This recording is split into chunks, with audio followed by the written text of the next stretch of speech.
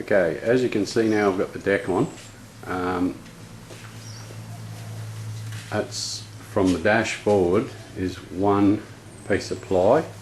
All I had to do was grind a slot a couple of feet long where it had to roll into that crease in between the two dash risers. But the shape's not too bad. I've got to do a little bit of building up just through this area because my offsider, I had a couple of doublers screwed from the top to pull the fly up flat in the same spot on both sides, and he left one of the doublers hanging down about 10 mil on the end, so I've got to build it up a little bit on that side. But other than that, she's pretty good. She's pretty even. She's got a nice shape. The heat of the day after I put it on actually lifted the edges away from the side of the boat here. We ended up with about an 1/8 to a 1/4 inch gap. Well, that doesn't really bother me because when I roll the glass over it, that infuses resin into that crack, and that actually to me is a stronger finish anyway. So that didn't bother me at all. It kind of worked to my advantage. It also gave me a tiny bit more flare around the edge, so it was good. As you can see, I've put the skirts in around the cockpit area. They're just sitting there with staples at the moment. That back beam is going to support the top half of the double seat that'll go in. Now I cut a couple of funny shapes into it because I thought I was going to need it. In the end, what I needed was a straight piece with just a flick up on both ends.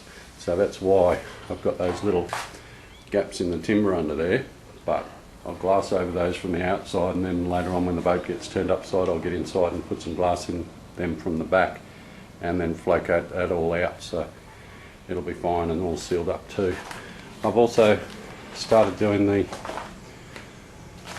splash well, and I've also put another plate, transom plate, on the outside. Now you'll notice that I've put a 45 angle on the edge of that. That just means that it's easier for me to glass on, not having a square edge. So that's the only reason I've done that, but it does make a huge difference to how easy it is to glass on. You can see here I've run tags about 2 inches either side of the join, just in strips.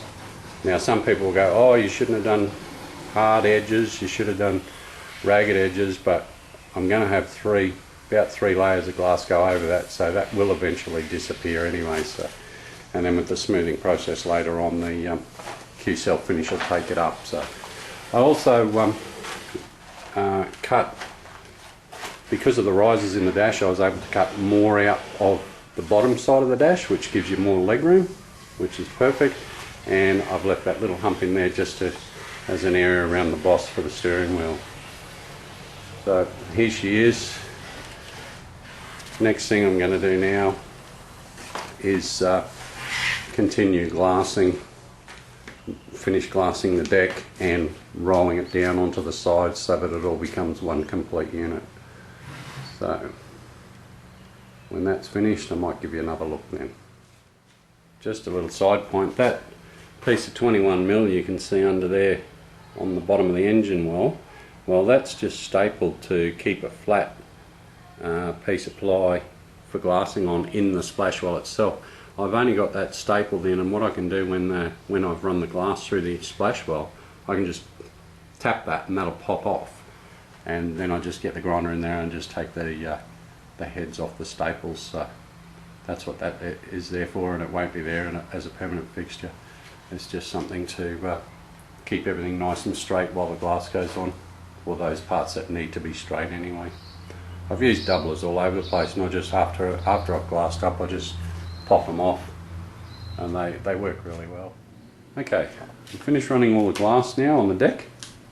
This little piece here, that's just going to be finished up when it's upside down. It'll be easier to do like that because you've only got one flat surface here. You've got a few little wrigglies underneath there to sort out, so that'll be done upside down.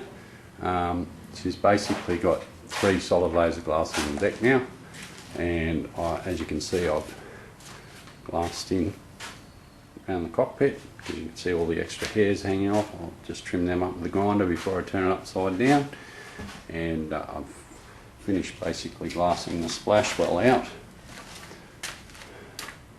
and when I turn it upside down, you can see a little bit of it got the better of me there. It went off, but that's okay. I'll just run the belt sander over that again, and then I'll be able to work the glass down from the outside of the transom and just roll it onto the top edge there.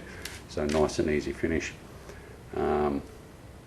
Because it was such a hot day, the glass seems to fly off sometimes, go off on you really quick, but there it is. It's all glassed up. It's just got to be green, well, it's just got to be trimmed now, and that's your board in there for your throttle control, which I think is going to be nearly right down on the floor for this one, so because I don't want the throttle sticking up above the side of the deck. I hate that. So okay, so you can pretty much see now that she's got a full layer of glass on her there, 3 layers actually, and I've rolled it down onto the sides.